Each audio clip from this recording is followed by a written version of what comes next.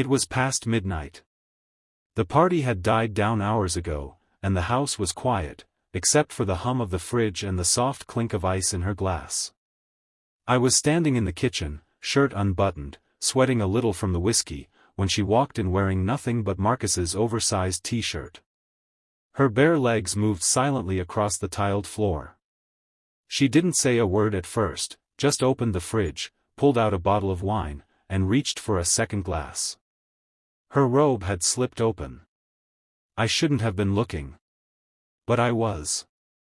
Her hand brushed against mine as we both reached for the same glass. I froze. So did she. And then she looked up at me with those eyes, the same eyes that used to look at me like a brother. But not tonight. I swear the air between us got hotter. "You okay?" she whispered, too close to my face. "Yeah," I said, my voice shaky. "You?" She stepped even closer. Her breath touched my neck. My body responded before my brain could stop it. And that was the moment I knew, I was about to ruin everything. Megaphone, before I tell you how it all started, do me a favor. Backhand index pointing right, medium skin tone like this video, subscribe to the channel, and drop a comment if you've ever felt something for someone you should have stayed far away from. This story isn't for everyone. But it's real. And it's mine. Now, let me take you back to where it began. I met Marcus my freshman year in college. We were roommates in the dorms, total opposites, but somehow we clicked. He was loud, charming, the kind of guy who could make anyone laugh. Me? I was the quiet one. The observer. But Marcus brought me out of my shell. We became brothers fast, ride or die, as they say. After college, we stayed tight. Both got married within a year of each other. I introduced him to my wife. He introduced me to Alyssa. The first time I saw her, I thought she was just pretty. Not drop-dead, not flashy. But something about her made me pay attention. Maybe it was how she spoke, confident but soft. Or maybe it was how she looked at Marcus like he was her world. They seemed perfect. She was the type to wear simple dresses that somehow made her look like she belonged in a movie. Never too much makeup. Just enough. Her laugh was rare, but when you heard it, you remembered it. They invited us over a lot, me and my wife. Dinners, game nights, backyard barbecues. We became one of those couple friends people envy. Matching vacations. Double dates. Birthday surprises. And I swear, for a long time, it was nothing. Just friendship. She was Marcus's wife, and that was that. But then came the pool party. It was the middle of July. Chicago heat hit hard that year. Marcus threw a weekend bash at their place, grill sizzling, kids in the yard, music up. People drank, laughed, danced. It was the kind of day that made you forget everything else. Alyssa came out in a black swimsuit with a loose white cover-up. I was sipping beer, sitting near the edge of the deck. She caught me looking. I didn't mean to stare, it just happened. She walked toward me, eyes locked on mine. And instead of looking away, she smiled. Just like that, something shifted. From that day, I started noticing more. How she'd touch my shoulder when she laughed. How her hugs lingered. How she looked at me when Marcus wasn't watching. I tried to ignore it. I told myself I was imagining things. I had a wife. A house. A job. A life. So did she. But you know what's dangerous? Emotional closeness. And Marcus, he was always busy. Long hours. Business trips. Conference calls. So when Alyssa needed someone to help with a busted faucet or carrying groceries, guess who she called? I told myself I was being a good friend. Helping her out. Keeping things in the family. Then one night, everything changed. Marcus was out of town. My wife had taken the kids to her sister's. I had the weekend to myself. Boring as hell. Alyssa texted me out of nowhere. "Hey, want to help me set up the backyard lights? I'm doing something cute for Marcus's return." I said yes. It was innocent. Or it was supposed to be.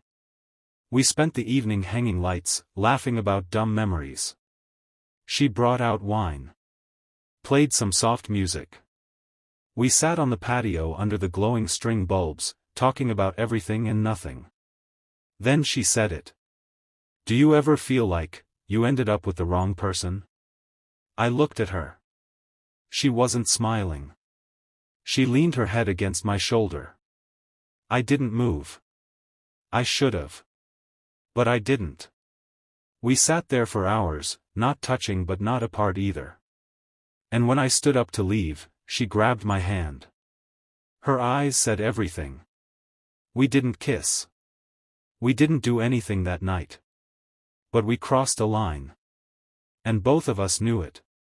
After that night, I thought about her more than I should've. Every text made my heart race. Every glance felt louder. My wife noticed I was distant, but I blamed work. Blamed stress. Blamed anything except the truth. Alyssa and I started finding reasons to be alone. Coffee runs. Late-night chats. Helping her fix things around the house that didn't need fixing. And every time I saw her, the tension got worse.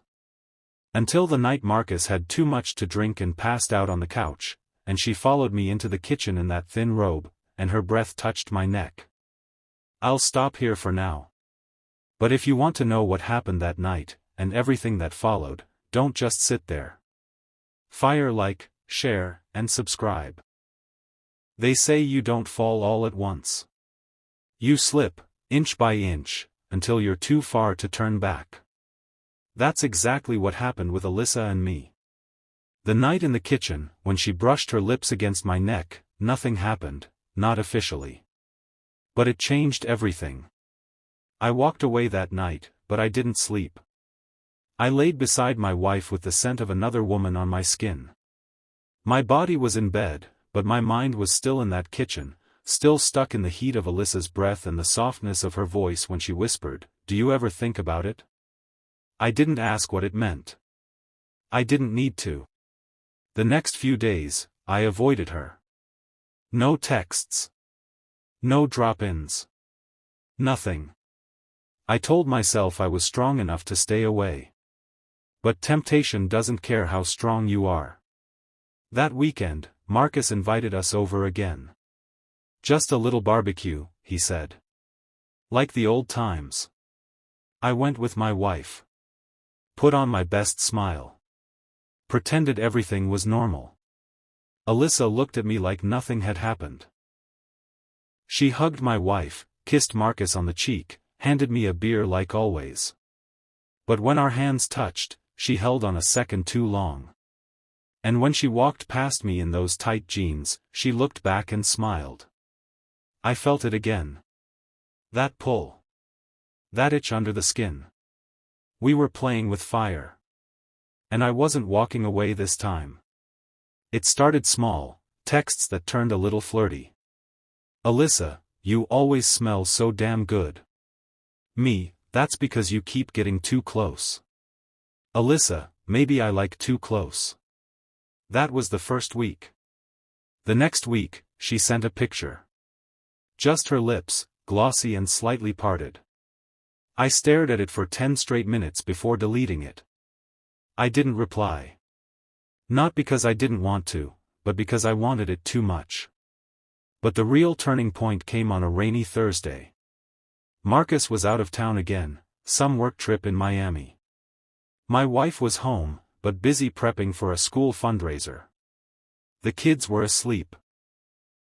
I was lying on the couch, scrolling through sports news when Alyssa texted. "You up?" I waited. 10 minutes. Then 15. My thumb hovered over her name. Then I answered. "Yeah." What's up? Alyssa, storm's bad. Wanna come over and watch a movie? I stared at that message.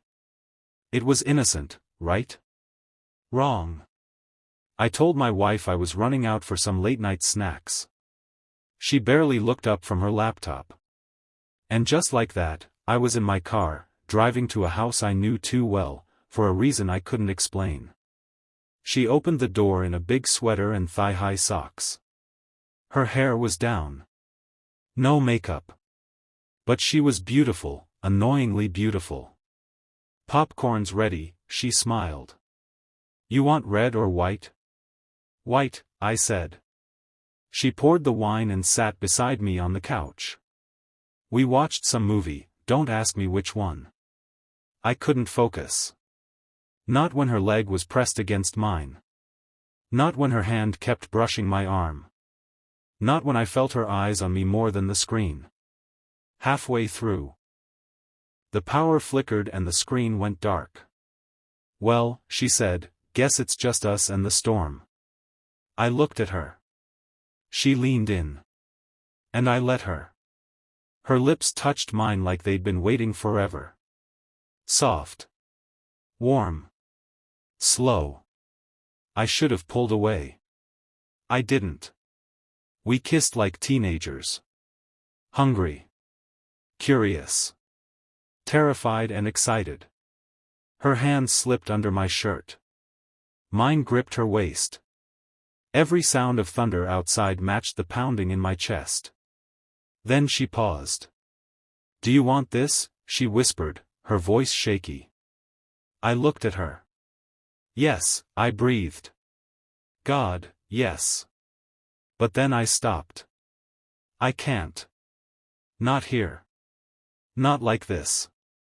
She didn't get angry. She nodded slowly and bit her lip. I get it, she said. But you'll be back. And I knew she was right. The next morning, I woke up next to my wife, Alyssa's taste still on my mouth. I stared at the ceiling and thought, this is how it starts. The lie. The double life. The addiction. And I didn't feel guilt. I felt excited. Alyssa and I kept things secret, but we were slipping fast. Texts became constant. Inside jokes. Midnight calls. Nudes. Voice notes. Hidden contact names on our phones. My wife thought I was happier. You've been smiling more lately, she said. Yeah. Because I was texting Alyssa under the table. We started finding ways to meet alone. I'd pick her up for errands. She'd meet me during nail appointments. We were clever. Too clever. But the risk made it sweeter. Megaphone, if you're still with me, hit that like, share, and subscribe. Trust me, this story's just warming up. Have you ever touched something dangerous just to feel alive? If yes, drop a comment. One evening, I picked her up from the bookstore near her neighborhood. She got in the car and leaned over without a word, kissed me like I was hers. We drove to a cheap hotel on the outskirts of town. Paid cash. No questions. And in that dimly lit room, we crossed every line.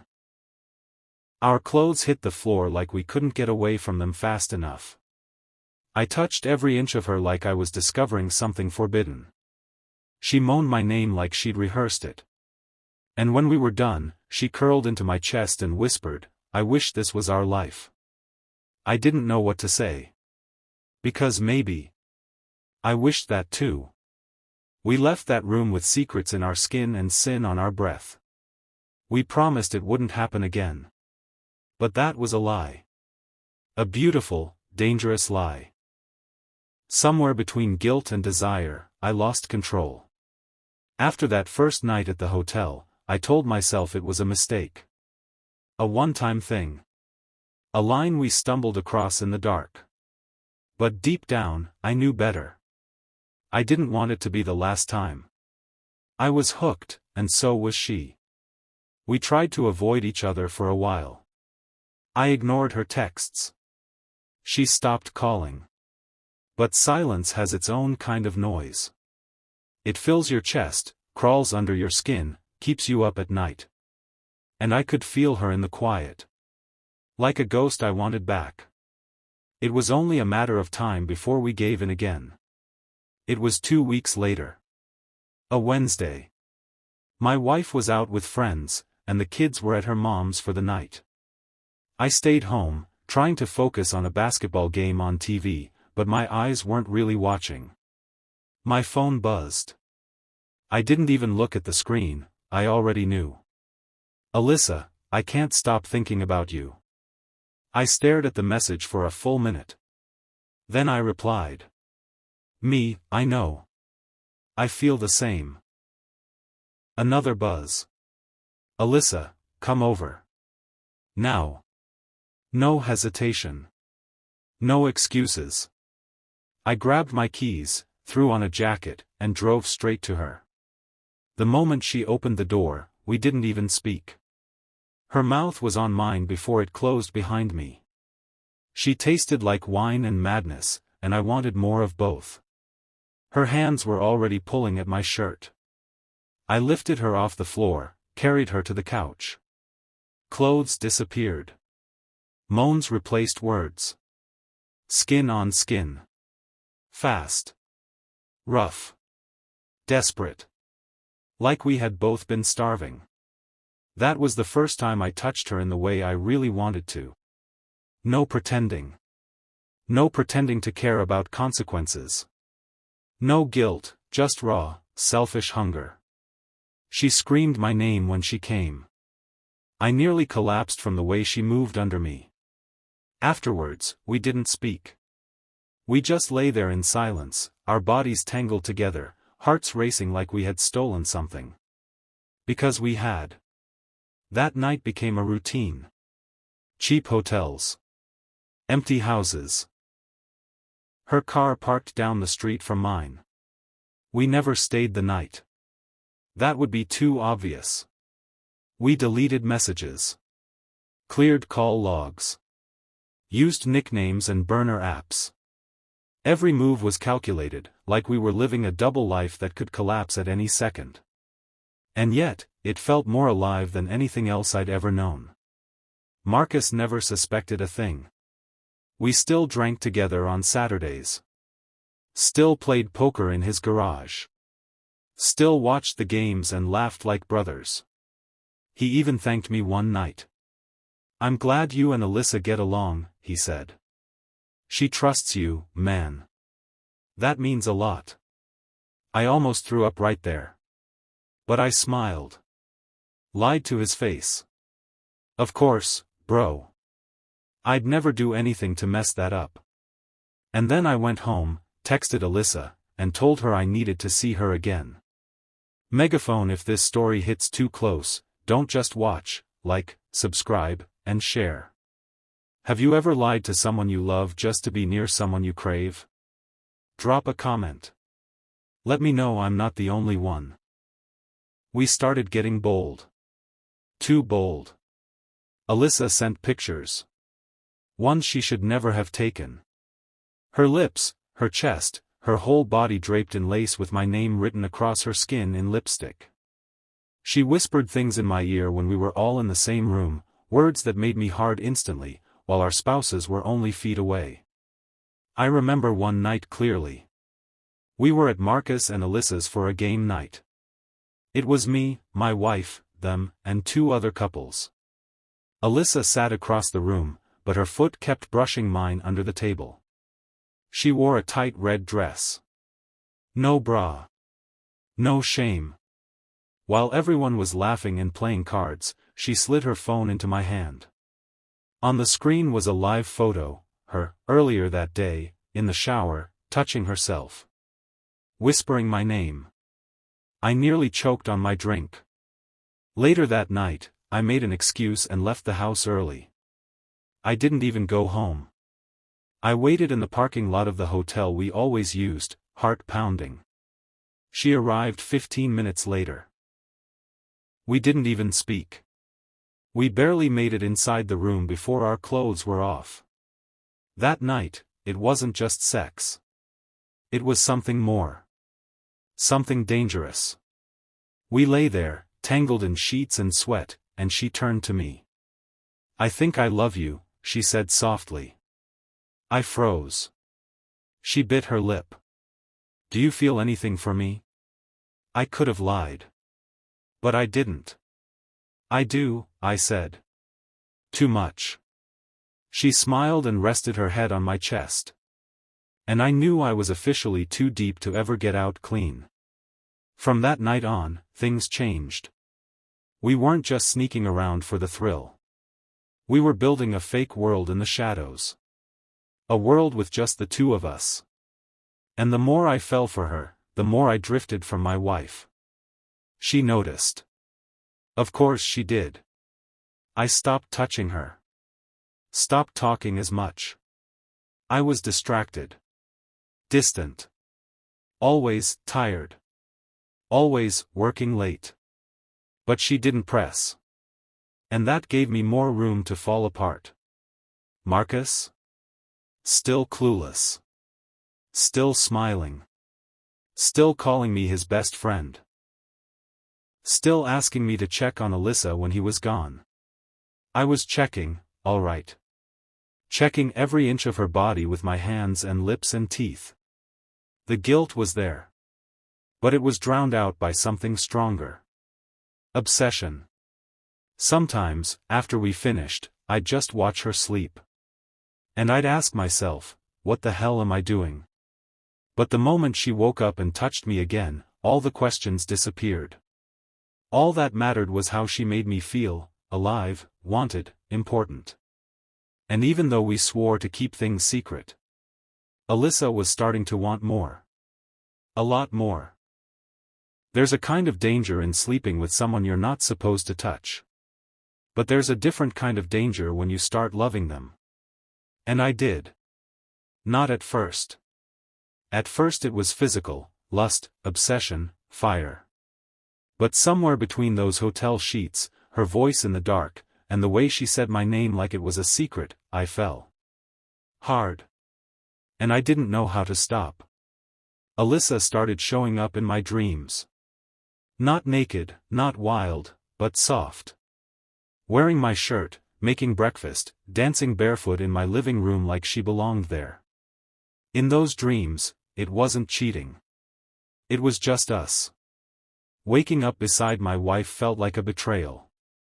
But not to her. To Alyssa. That's how twisted it got. She was feeling it too. We weren't just sneaking around anymore, we were depending on each other. Sharing things. Deep things. Stuff she didn't tell Marcus. Stuff I never told my wife. We had our own world. Built from whispers, lies, and late-night hotel sheets. But love like that, hidden love, doesn't stay quiet for long. One morning, Alyssa texted me something that made my stomach drop. "Alyssa, I've been thinking about leaving Marcus." I froze. "Me, are you serious?" "Alyssa, dead serious. I want to be with you. For real." I should have felt flattered. Excited. But I panicked. Because the fantasy was safe, but reality? Reality meant burning everything down. My wife. My kids. Marcus. All of it. And I wasn't sure I was ready for that. Megaphone, if you're watching this, don't just sit there. Backhand index pointing right, medium skin tone, like, subscribe, and share this video. Ever loved someone you weren't supposed to? Someone that made you lie to everyone, including yourself? Drop a comment. I want to know I'm not alone. That same week, Marcus called me. His voice was lower than usual. "I think Alyssa's pulling away," he said. "Something's off. I don't know what it is, man. She's distant. Always on her phone. Weird vibes." I sat there, holding the phone, dying inside. "Maybe it's just stress," I said. "Maybe," he replied. You think she'd cheat on me? That question felt like a punch. No, I said, too fast. Come on, man. Alyssa loves you. You're probably overthinking. He let out a breath. Yeah. You're right. Thanks, bro. And just like that, I lied to my best friend's face again. And then I went and saw his wife that night. It wasn't even sex anymore. It was everything. The way she touched my chest when I spoke. The way she knew what to say when I was stressed. The way she laughed at my stupid jokes, told me I deserved more, that I was wasted in my marriage. She built me up like no one ever had. And that scared the hell out of me. Because part of me wanted to believe her. One night, we were lying together in a dim hotel room, sweat still fresh on our skin. Alyssa turned to me and whispered, "If I leave him, will you leave her?" I looked at her. Her eyes weren't playful this time. They were serious. Wide open. Waiting. I don't know, I said honestly. It's not that simple. Yes, it is, she said. If you want me the way I want you, you'll make it simple. I've got kids, I said. So do you. This could destroy everything. She turned away, pulled the sheet over her body, went quiet.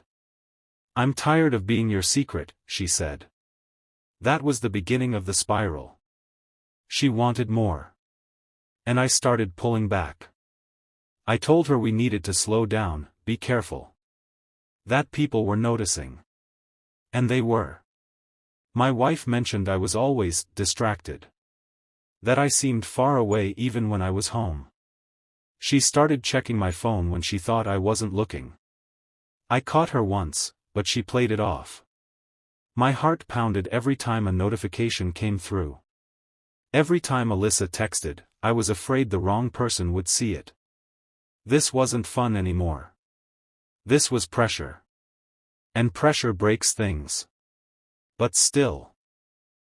I couldn't stop. Because even with all the fear, all the guilt, being around Alyssa made me feel alive. And I'd been dead inside for years. We started fighting more. She'd ask me to come see her, I'd say I couldn't. She'd accuse me of playing with her. Of never intending to leave my wife. I'd get defensive, angry. She'd cry. I'd apologize. And then we'd end up in bed again.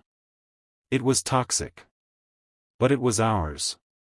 Then came the worst night of all. I had just gotten home from work when my wife walked into the kitchen holding my phone. She didn't say anything. Just stared at me. "Who's AJ?" she asked. My heart stopped. AJ was the fake contact name I used for Alyssa. "Work," I said quickly. "Some vendor." "Why?" She held up the screen. The text read. "I miss your lips. I can still feel you." I froze. Then God, or maybe pure luck, saved me. She shook her head and laughed bitterly. Jesus.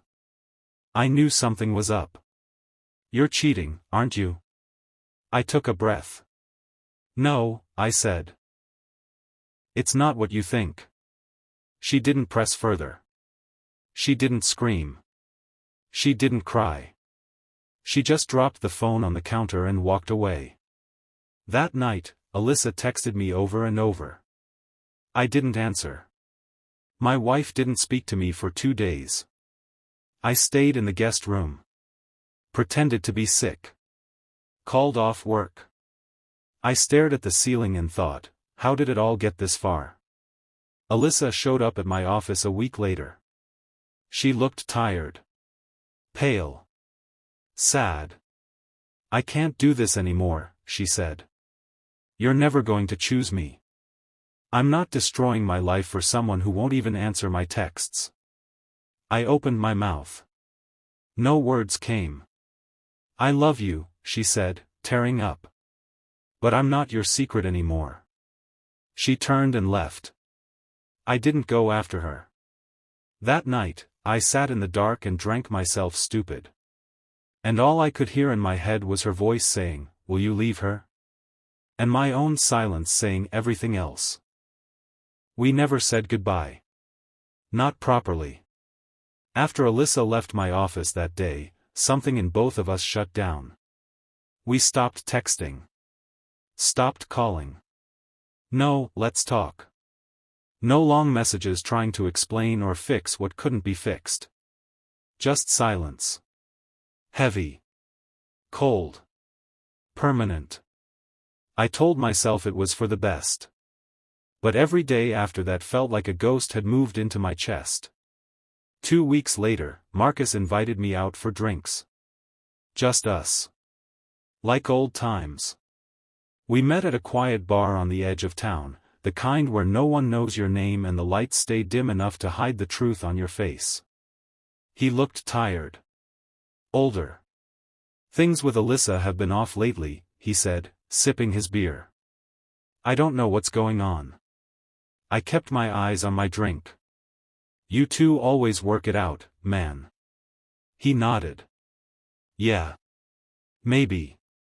Then he looked at me for a long second and said something that hit me like a punch to the gut. I'm lucky to have you, you know. A lot of guys don't have real friends like this. I smiled. Lied again. Always got your back, bro. He never knew he was drinking with the man who had touched his wife more times than he could count. The next time I saw Alyssa was 3 months later. A birthday party. My wife and I were invited. So were they. The moment I walked into the backyard, our eyes locked. She was standing near the punch bowl in a pale blue dress. Her hair was shorter now, her smile stiff. Her fingers were laced with Marcus's. I stood beside my wife, smiled, laughed, played my role. Every now and then, I caught her staring. And when no one was looking, she gave me the smallest nod. That was our goodbye. No drama. No scenes. Just two people pretending they had never been anything more. I never told anyone. Not my wife. Not my friends. Not even a therapist. Because I knew the damage that truth could do. It would crush people. Burn families. Tear apart years of memories. So I stayed silent. Played the faithful husband. Played the loyal best friend. Smiled in family photos, raised a glass at weddings, helped Marcus move into their new house last spring. And I've lived with it ever since. Sometimes, when I lie next to my wife at night and she's already asleep, I stare at the ceiling and wonder what would have happened if I'd chosen differently. What if I had left? What if she had? What if we'd had the courage to destroy everything? Would we be happy now? Or just broken in a different way? I'll never know. But I still think about her. About the hotel rooms. The way her nails dug into my back. The way she cried when she told me she loved me. The way she looked when she asked me to stay, and I couldn't answer. Megaphone, if you made it to the end of this story, thank you. Backhand index pointing right medium skin tone. Please like this video, subscribe to the channel, and share this if it made you feel something real. You may never admit it out loud, but if you've ever had a secret like mine, one that made you feel alive and ashamed at the same time, you're not alone. I didn't get caught. I still wear my ring. I still smile in photos. But I'm not proud. This story wasn't a brag. It was a confession. Sometimes love doesn't end in fireworks. Sometimes it ends in silence. And sometimes, that's the loudest ending of all.